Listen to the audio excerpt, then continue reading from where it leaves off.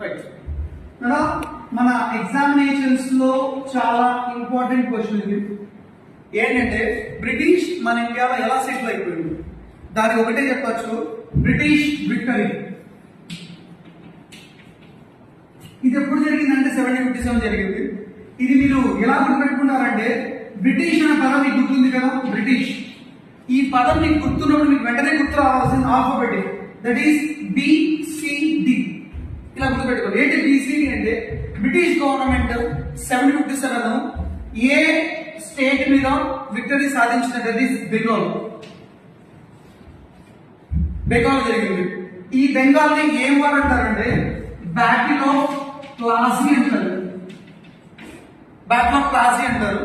So ఇది ఎవరి మధ్య జరిగిందంటే, సింపుల్ చెప్పొచ్చు, British versus Indian rulers. So British rule యొక్క హెడ్ ఎవడు, ఆ వార్ పెట్టినవాడు, దట్ ఈస్ క్లైవ్.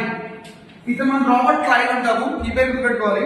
అదేవిధంగా ఇండియన్ రూలర్ అంటే బెంగాల్ రూలర్ ఎవరు, దౌలా, DAULAH. దీన్ని మనము సిరాజ్ ఉద్ దౌలా అంటున్నాము. So it is the war of British power in India. It is short cut, ఇది మనం గుర్తుపెట్టుకోవాలి.